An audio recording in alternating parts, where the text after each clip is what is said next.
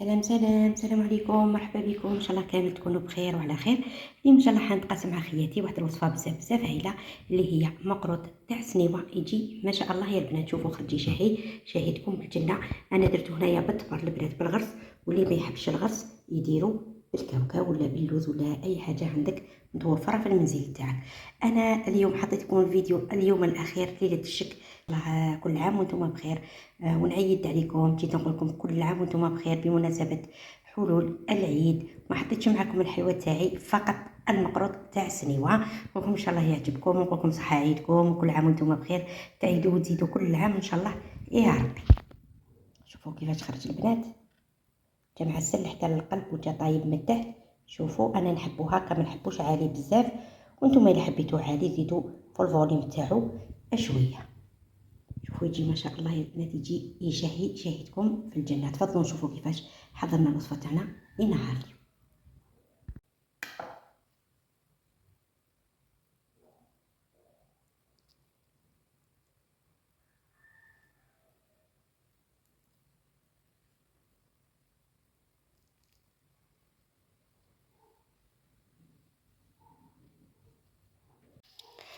شوفوا هنا البنات، عندي هنايا 3 كيلات تاع سميد كنت بسستهم، وعندي طريقه تحضير المقروط راه في القناه، تقدروا تدخلوا وتشوفوا. الفيديو ما يجيكمش طويل، انا اختصرت فيه. هنا راه مبسس بليله كامله تاع سميد، انا خليته بات البنات. هنا راني دايره كميه كبيره، لكن راح ندير معكم واحد السنيوه غير صغيره تاع مقروط السنيوه. عندي هنا كيله تاع ماء وما زهر. المهنه تاعي راه دافي البنات، ونرش هذا الشكل وما نعجنوش، فقط بالاصابع تاع يدينا تنحصلوا واحد العجينه اللي تكون طريه، خاصه اللي ما يحبوش المقروط المقلي. هذا تاع الكوشه يجي ما شاء الله. شوفوا العجينه طمت يا البنات، الكيله مازال فيها. شوفوا نضمها هكا ونخليها تريح، ونعاودو نرجعو ليها. شوفوا هنايا البنات بعد ما ارتاحت العجينه، شوفوا تحصلنا على واحد العجينه. هنايا نشوف اذا كان خاصها ولا ما كانش خاصها. شوفوا هذا هو القوام، والكيله جاتني نيشان تاع الماء زايد منها فقط القليل.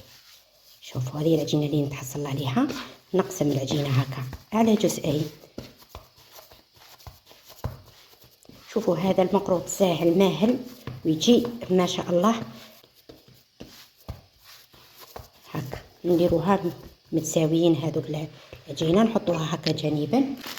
ومن جهه اخرى البنات عندي هنايا الغرس كنت خدمته، درت فيه الغرس هنايا اللي هو التمر البنات، ودرت الجلجلان محمص، حمصته هنايا ودرته راه باين. شوفوا ودرت هنايا القرفه ومغرف زبده، وعجنتهم مليح بين يديا، ودرت لهم شويه ما زهر هكا بعد ضرالي الغرس.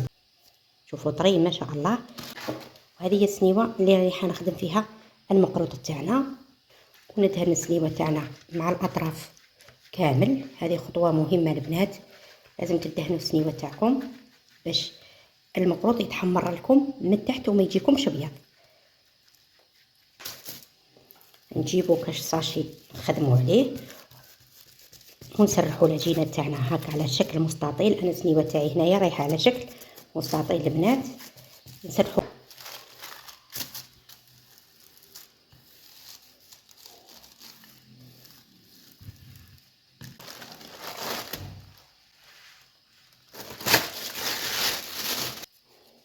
ونبسطها هكا في السنيوه.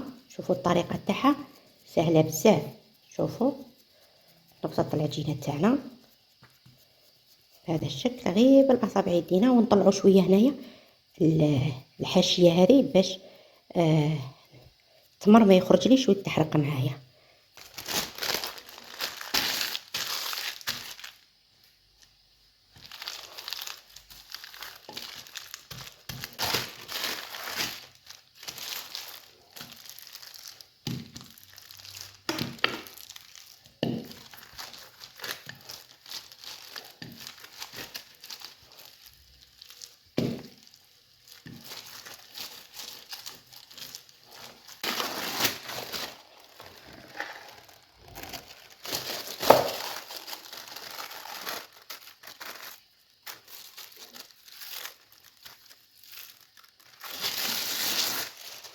شوفوا البنات زدت الطبقه الثانيه بكل سهوله، وهنا نقلعوا الحواشي اللي زايدين.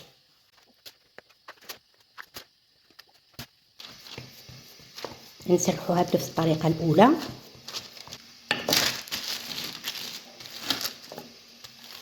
نديرو صاشي من فوق هكا باش يعاوننا كي نسرحوها،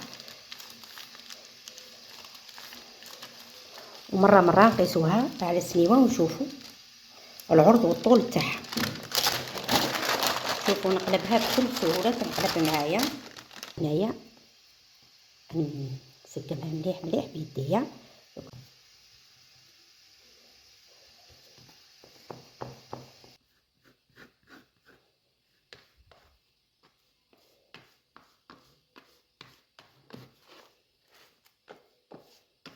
شوفوا بعد ما ارتاحت هنا السنيبه تاعنا، عندي هذا المول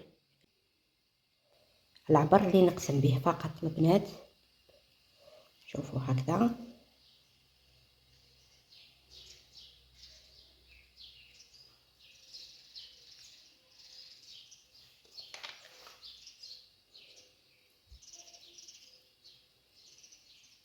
شوفوا ندير خطوط هكا. شوفوا البنات هنا نقشوها، نقشوا نتوما كيما تحبوا البنات. انا نقش اي نقش نحب نديرو، المهم ديروا دي الحلوه تجي بزاف بزاف هايله.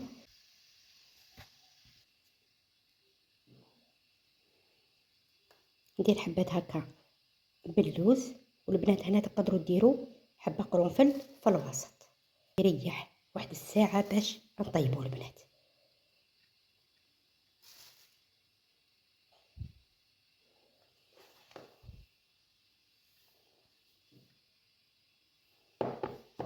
شوفوا هنا بعد ما ارتاحت العجينه، عندي هنايا السمن مذوباتو.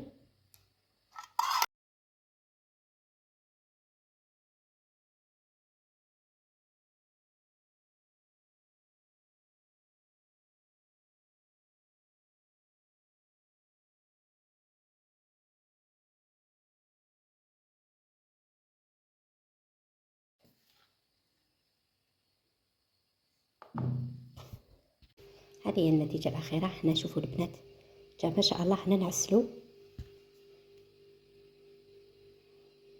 شوفوا العسل تاعنا تكون خفيفه شويه ماشي ثقيله بزاف البنات. انني مرة ندير هذه سنيوه، والعسل متاكده بلي الكميه هذه تكفيها.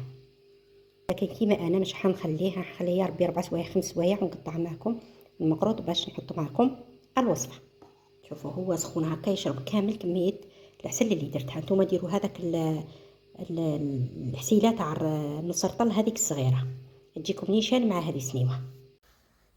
شوفوا النتيجه الاخيره بعد ما تعسل لي هذيك العسيله. شوفوا كيفاش خرج ما شاء الله يا البنات، خرج شهي. انا نقسمه معكم.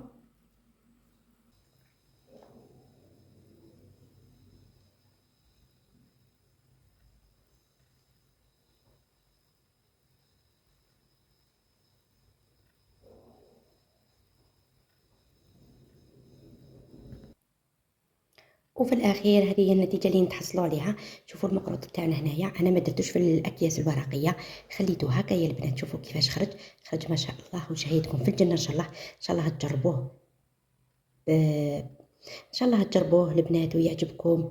فضلا منكم وليس امر، من الفيديو بيشوفوا اكبر عدد ممكن. حطيت لكم فيديو هو الاخير في شهر رمضان. ان شاء الله نقول لكم صحه عيدكم وكل عام وانتم بخير. تعيدوا وتزيدوا ان شاء الله مع وليداتكم والاهل تاعكم. ان شاء الله تعجبكم الوصفه تاعنا لينا اليوم. ما تنساونيش جيم بارطاج اذا حبيتوا. بقوا على خير الى وصفه اخرى باذن الله تعالى.